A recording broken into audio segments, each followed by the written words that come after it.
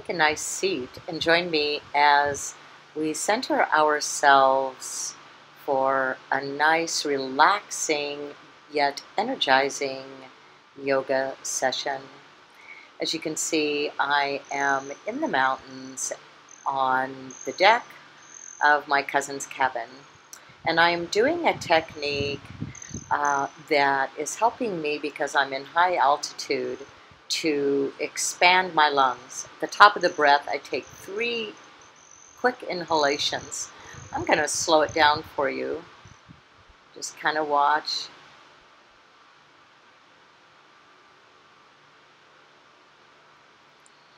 As I get to the top of the breath and take those forced inhalations, it helps me increase my lung capacity.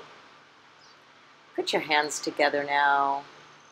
Bow the head, open the heart, and let's begin. Lay down over a folded blanket and just let the natural curve of the spine begin to take shape.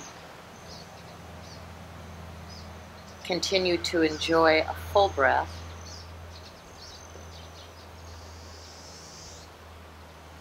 When you're ready, you can extend the legs straight out.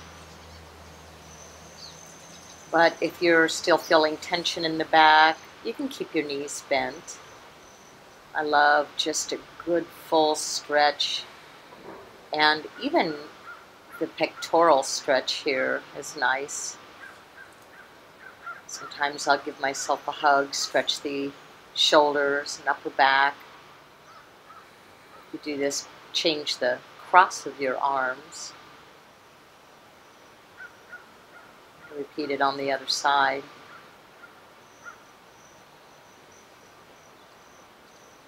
Just enjoying a relaxed shoulder position and an arched low back position. This is natural for the body, especially if you've been working on a computer, sitting in a desk or chair. I like to come up, use my core muscles, use my back muscles, but you can roll to the side to come up if you'd like.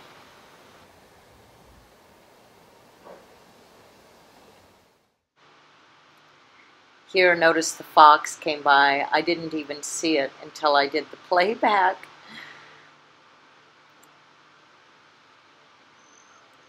She used to come and join me when I did yoga every morning. I really miss her.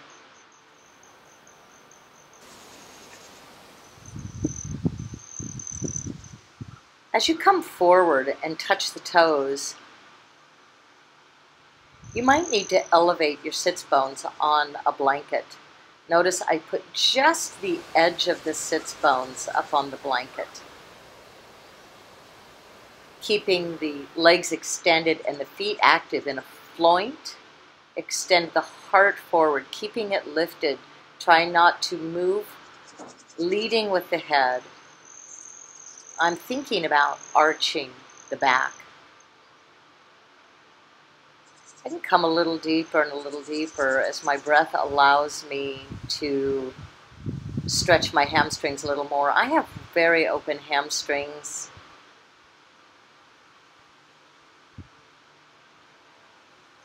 Keep breathing and extend to come up on the inhale. Place the hands behind you. Bend the knees. You're just going to sit up on that folded blanket once more. Arch the back. You're reaching back through your sits bones to stay on the blanket, but still lifting up through the heart. I like to lift myself up. If the line from the shoulders to the wrist is in line and your shoulder blades are on the back, supporting the lift of the heart, you can kind of rock, get a nice little stretch. If that hurts your shoulders, just come back down. Don't do the lift. And again, I'm going to try to come forward, keeping my sits bones on the blanket.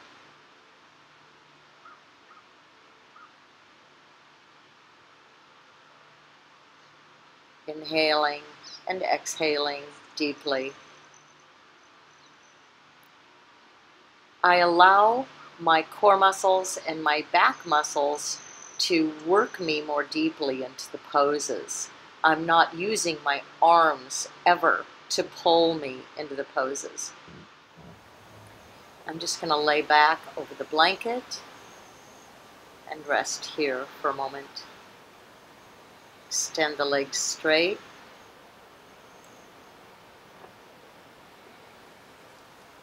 Take hold of your right ankle and pull the bowstring.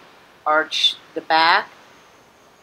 See, I've got my sits bone on the ground, my glute on the ground, and my shoulders on the ground. I'm still arching.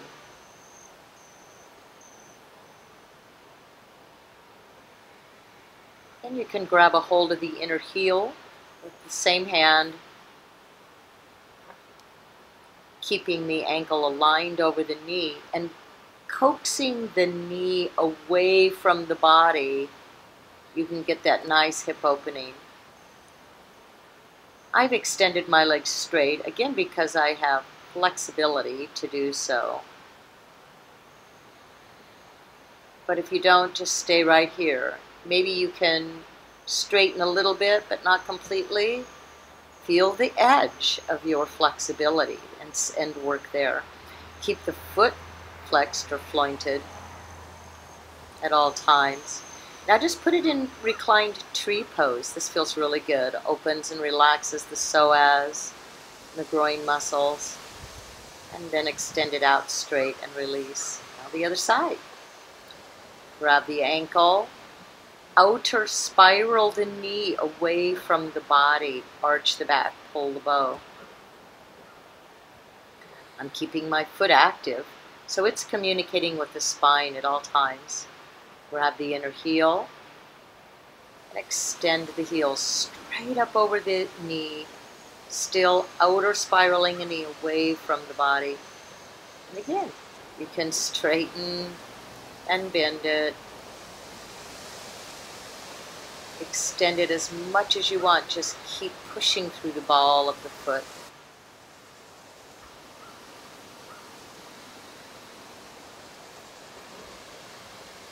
Put it in tree pose to release the groin and the psoas, and then extend it straight. Again, come up using your core and back muscles. Sit up on the blanket, lift the sits bones, and extend forward for the hamstring stretch. You'll notice that each time you sit up and come forward, you get just a little deeper into the pose. And that is because you are repositioning the head of the thigh bone. It's getting expressed more into the outer back portion of the hip socket instead of forward where it gets pushed from sitting and tucking the tailbone. It takes a lot to get the hamstrings stretched. Notice I keep micro bending the knee.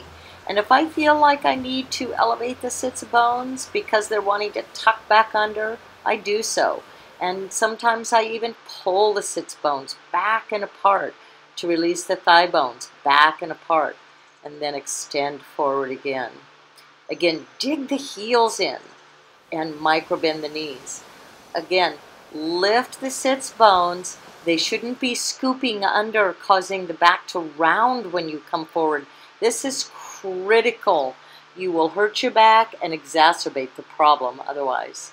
Now just place the feet in Baddha Konasana, or cobbler's pose.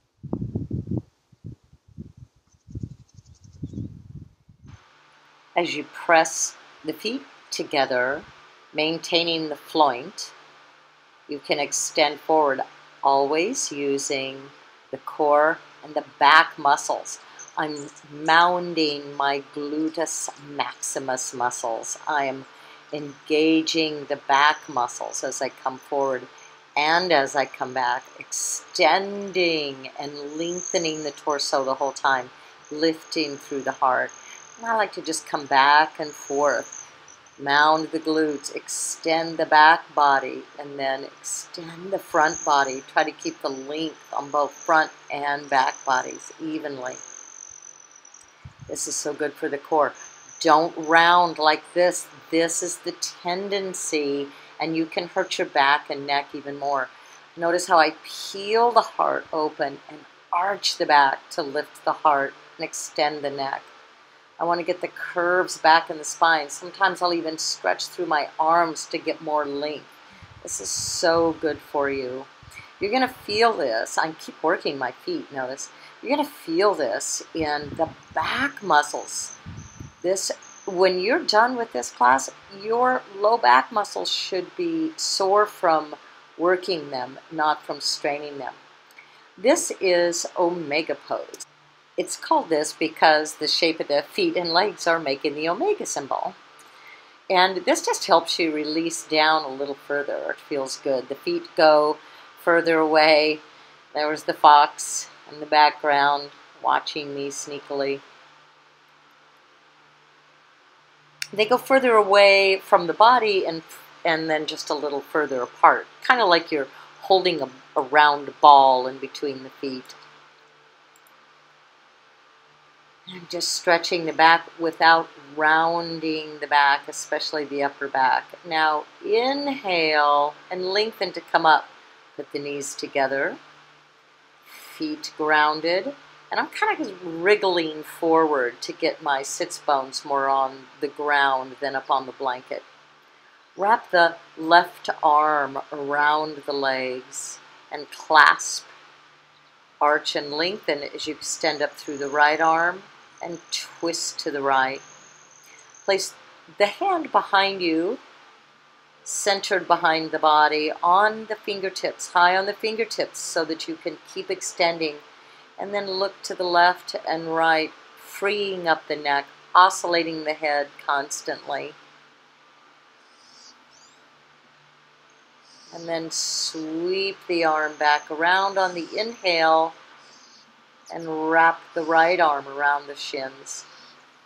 Extend, lengthen, inhale up through the left arm, twisting toward the left, touch. I saw that fox back there. She's brought her son, and she's teaching him how to hunt for food. You see him running around back there.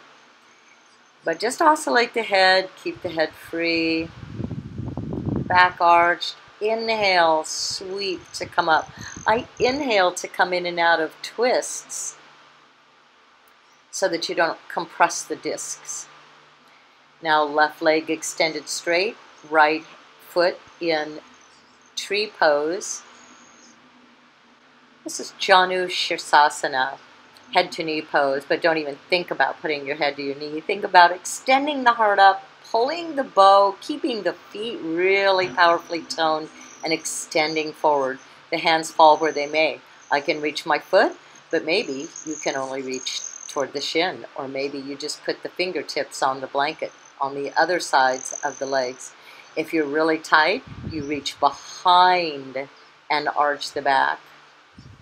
But I keep my torso extended and I reach back. Is my vertebra in or is it poking out? If the vertebra is poking out, then you need to come up. Keep the head free and just relax. The clasp for this pose is to grab the wrist of the opposite arm. So my left leg is extended. I'm grabbing my right wrist with my left index finger and thumb, and I'm making a loop around my wrist and extending, lengthening and extending the shoulder forward. You can see the clasp here, but I am constantly lengthening, not rounding the back. I am making my core muscles and my back muscles do the work, and I feel it on my hamstrings. Now, reposition the blanket behind you and pull that right sits bone back so you're at an angle. And then do the same thing, extend forward, lifting through the heart, arching the back. The inner knee should be sort of rolling in, but keeping the foot extending straight up. The power of the feet will protect the alignment. And you can see I can come clear forward and still have a flat back or a even a little bit of an arch in the low back. And you may need to work with the mirror for a while so that you can see the reality of what's actually going on with your spine. I pull the sits bones back and apart, inner spiral the legs, and then I'm going to extend forward for the hamstring stretch. Notice I keep looking for the little fox. She's really teasing me. Now I'm ready for this hand grip. I do peace fingers around the big toes and then extend through the balls of the feet evenly. Really extend through the balls of the feet without hyperextending the knees. Sometimes I'll kind of just rock and relax a little bit. Ready for the other side. Left foot in tree pose. And then I dig the heel of the foot in and activate the whole foot, micro bend the right knee, and then I extend up and forward. Notice, look, my arms aren't doing the work, my back is doing the work, my feet are doing the work. I am moving from grounding the feet and then positioning my pelvis and arching my back. That is the proper way to do the movements. I see too many people pulling themselves into yoga poses aggressively, and aggression will only get you injured. Again, for the clasp, I loop my thumb and index finger around my left wrist. Or here, I think I just got the palm of the hand. I may be able to reclasp here in a minute.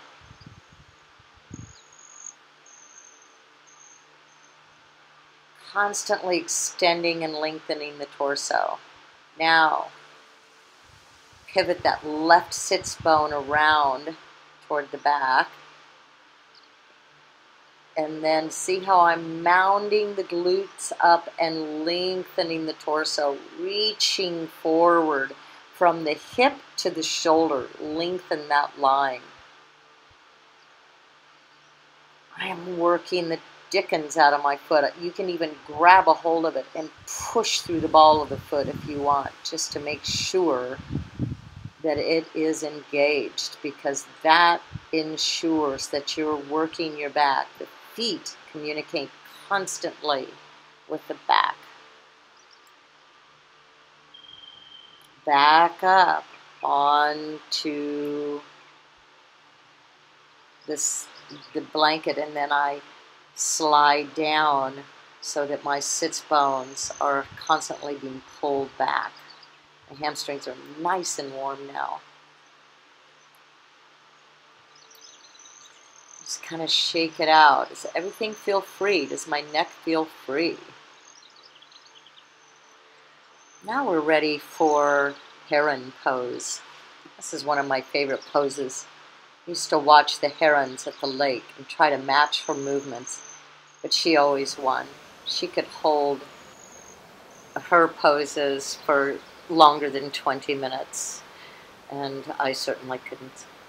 So here, I grab hold of the foot, keep the foot active, and arch the back, extend the heart. Just stay there if you need to.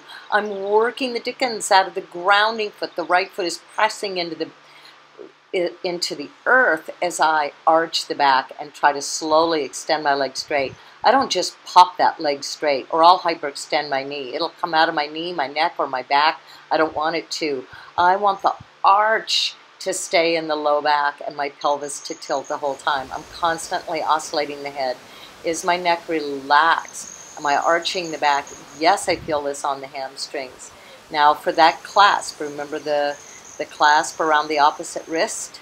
I've got my left leg up, so I'm going to clasp around my right wrist. You turn the hand away from the foot as you clasp around that wrist. Then you can bring the head down if your back is flat, but I almost hesitate to even mention that here because you have to be this flexible to do that. I rotate my elbows out to keep the shoulder blades on the back. Now I'm going to hold on to the ball of the foot, extend the back, lengthen up through the heart, and this is revolved heron pose. Grabbing the outer left foot with the left hand, you turn toward the right, opening the heart, coming up high on the right fingertips. Again, arching, lengthening the back, but relaxing the neck. Now inhale to come out. And I'm going to grab the outer foot with the right hand this time and twist toward the left. High on the fingertips, really working to extend through the ball of the foot and extend up through the heart, up through the crown of the head, and again, oscillating the head. I'm trying to really tack that outer hip down. Now as I come back out of it, I come out the very way I went in. Bend the knee, keep the back arched, slowly put the foot down, and then extend it back down onto the mat. Come back into Dandasana, and then switch sides. I'm going to reposition right back up, lift my sits bones onto that blanket. I don't want to go into the pose until I feel like my glutes are ready and they're doing the work, my back is ready, and my outer shin is on the floor. If my outer shin of the bent knee is on the mat or grounded, then I know my pelvis is tilted and my glutes are mounded.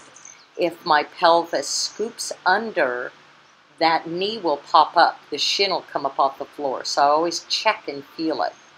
And I clasp the foot, check again, lift the heel up, get the grip. And yes, my knee came up, so you saw I put it back down as I reevaluated every inch of the way. I reevaluate. This isn't one single pose. This is 100 poses that I gradually build one on the next until I can fully extend into this pose.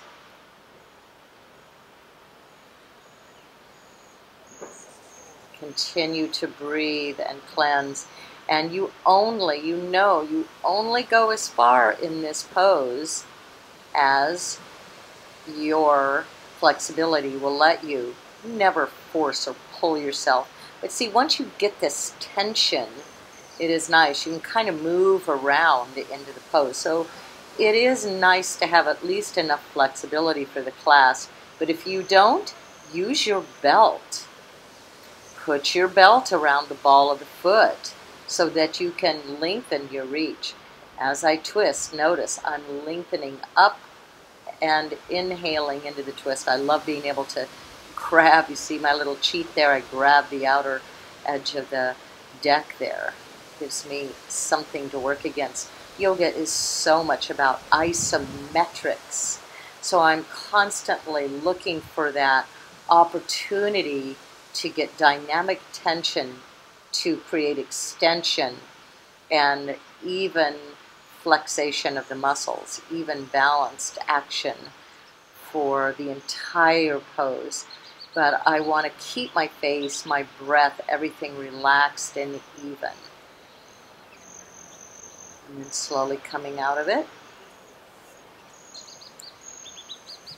Check my spine and then extend back into Dandasana. Now I'm just going to turn so that I've got the full length of the mat so that I can back up and dig my heels in.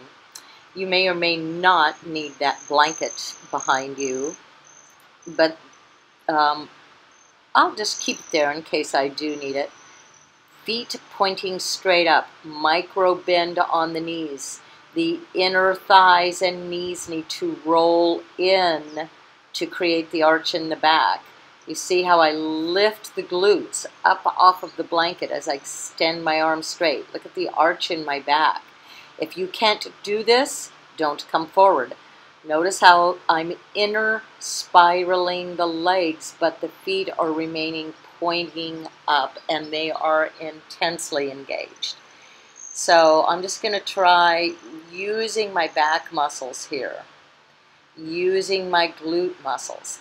And I think I can do this without the blanket now because I'm able to lift my sits bones without the aid of the blanket. I can use my own musculature. So again, as I extend up and deeply inner spiral the legs, keeping the heels really digging in so I don't hyperextend my knees, I am mounding the glutes and lifting the sits bones. I'm getting length in the torso.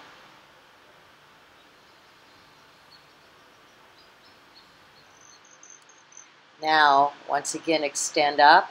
You can even clasp behind the head so you don't lead with your head, but rather push back through your head. You lead with the heart.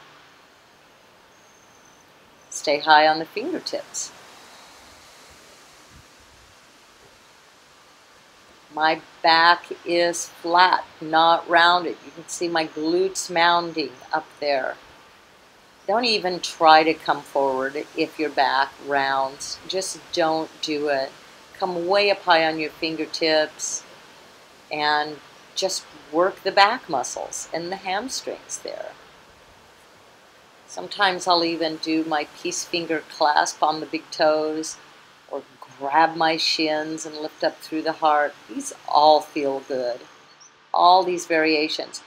Putting the hands behind you if you have tight hamstrings to get this curve in the back. That's awesome. Putting the hands behind the head again is great. You can push your head back to help you create that arch in the back. Now twist to face the right leg, engaging the inner left hamstring, the inner left adductors to help you do your nice fold over the right leg. You're really going to feel this. Keep pushing the head back into the hands, not pulling the head forward. Now twist and do the other side.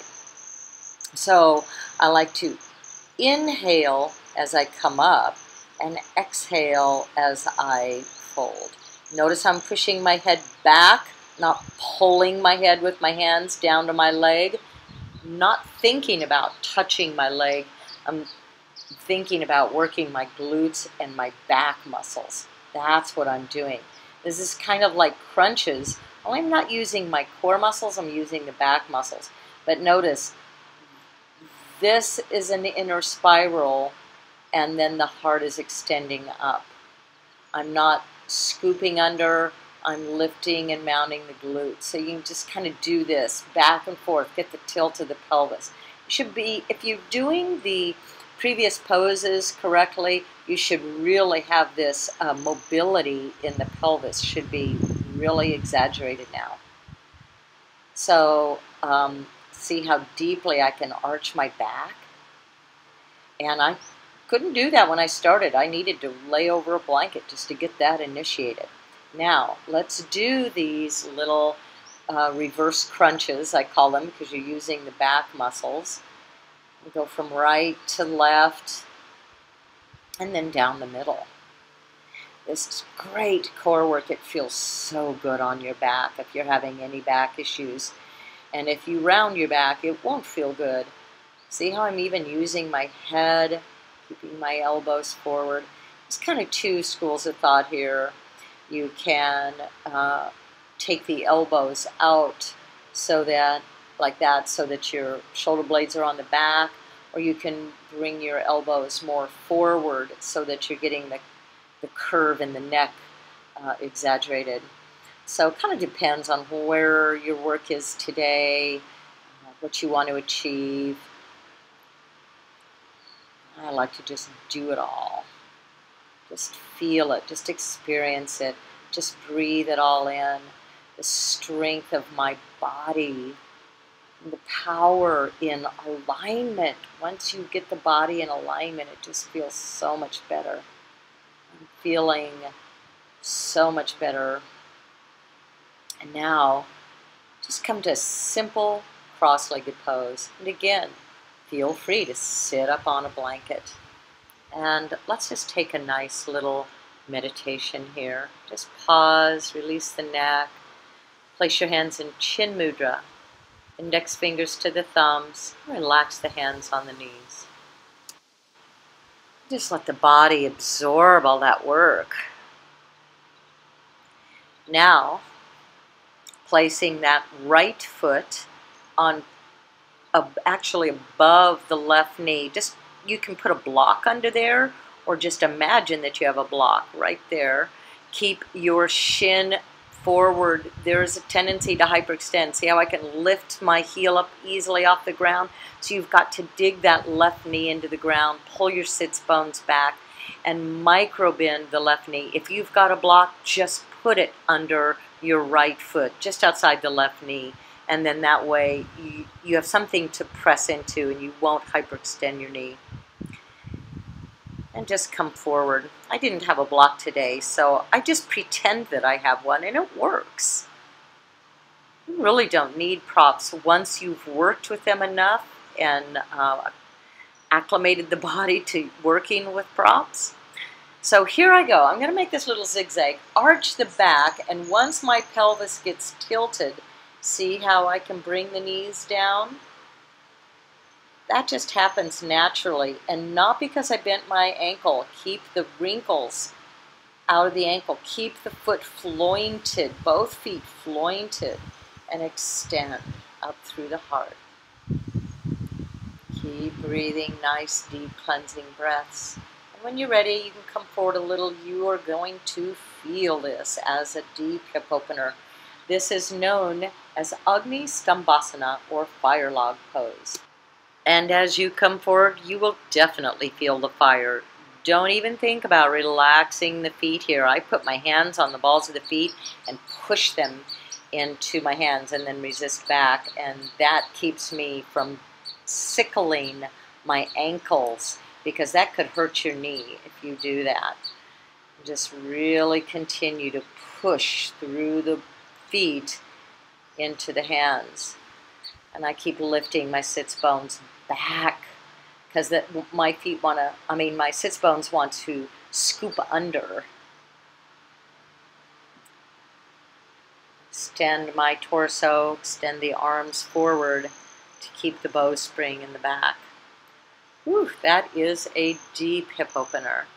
Extend the legs straight. Sometimes I like to just shake them out a little bit.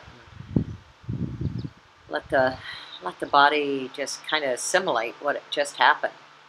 Notice I keep re-situating my sits bones back, because this pose really forces them under, makes them want to scoop under. Other side. Cross the left ankle above the right knee. Dig the right heel in, micro bend the right knee. Keep a strong left foot.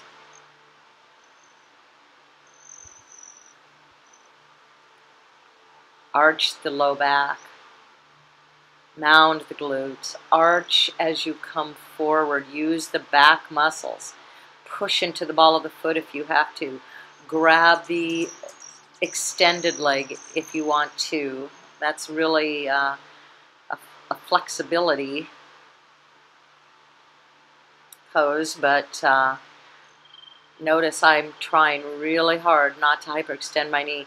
And if you want, you can put a little noodle or a rolled blanket under your knees so that you don't hyperextend it. But again, just a block under the left foot would be nice. This is another great hamstring stretch.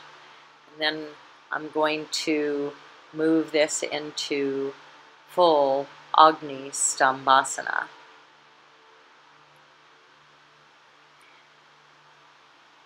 Position the right foot directly under the right knee. Both ankles really strong. Both feet flexed. And then tilt the pelvis to roll the knees down. You can see my feet are wanting to sickle, even after years of practice, so I have to really be mindful. I arch back, continually encouraging the arch in the back and the tilt of the pelvis. Notice that even though I'm feeling like I'm really arching my back, there is just a slight arch in it. But I'm not rounding it, so I'm able to come forward. Keep lifting the sits bones up on that blanket, repositioning them if you have to, manually using the hands, until you can create a nice arch. Only come forward as far as the integrity of the spine will allow. So many people I see trying to force their head down onto the floor in this pose, and I was one of them for many years, but now I just want to do the work. I don't want to impress anybody. I just want the therapy. I just want the healing on my hips and my back. That's what I'm really needing this day on this porch in this beautiful country. That's what I'm feeling. And I am so present in this moment. And then as you release the legs, just kind of slide off the blanket and come into Dandasana, staff pose. And then I will lie down over the blanket. Once again, just allowing my back to release. This is reclined child's pose. This is a beautiful pose for just releasing the back. So the only thing really here that's working are my fingers that are holding the knees, but my feet, my inner thighs are relaxed, my shoulders, neck, everything is relaxed over that blanket. Just pull the knees together, come up, and see now if you can do this without the blanket. Just come back down, don't roll down, lower yourself down, keeping the arch in the back. And then try Supta Balasana, or reclined child's pose again. If you ever have back issues, this is just a perfect neutralizing, relaxing, restorative pose. It feels so good because it puts everything into position. Bring the knees together, clasp behind the back of the hamstrings, and then release the feet down to the floor. Now we're going to do some pelvic tilts. Touch the floor and lift. I'm just rocking the pelvis.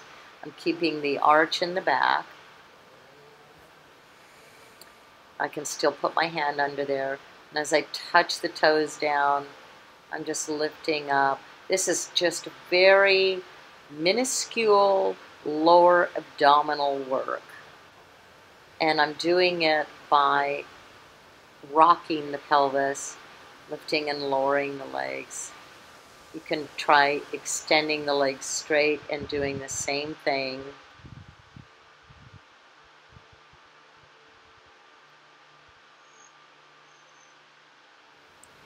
Bring the feet now into Baddha Konasana again, and same thing, touching and lifting, just rocking the pelvis. And then keeping the arch in the back,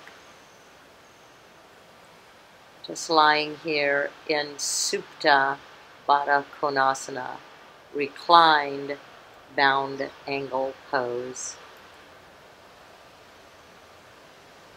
Just releasing the groins and the psoas.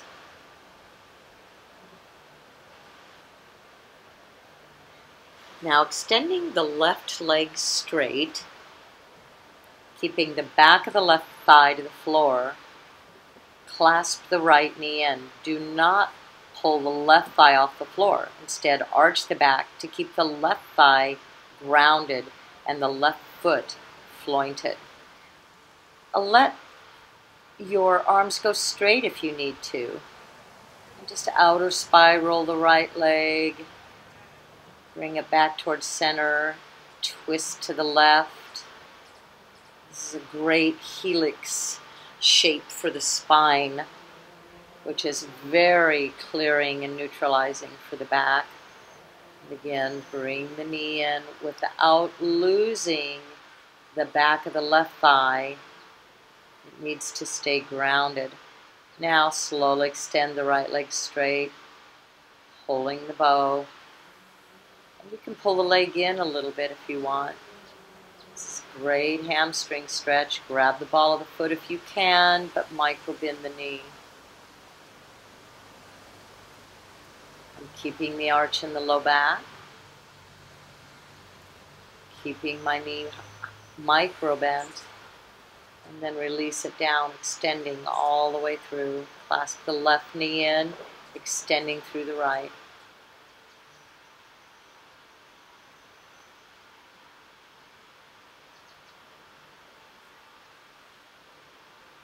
Outer spiral.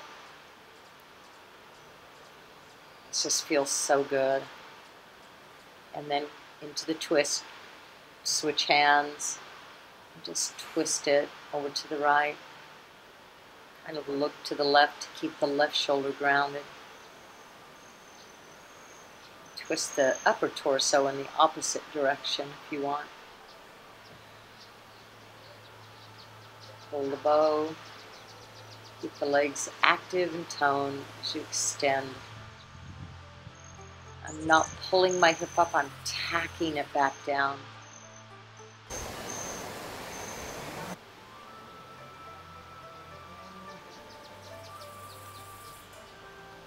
You can take it a little deeper if you'd like. You can come into a crunch if you'd like.